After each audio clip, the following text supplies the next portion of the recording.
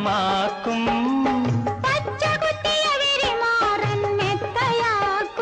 നിന്റെ പിച്ചകപ്പൂമേനി ഞാൻ സ്വന്തമാക്കും.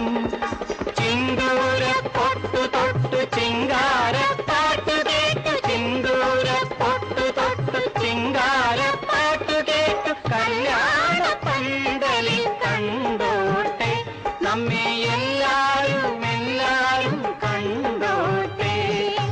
മുല്ലപ്പും പല്ലിലോ മുക്കൂറ്റിക്കവിളിലോ അല്ലിമലർമിഴിയിലോ ഞാൻ മയങ്ങി.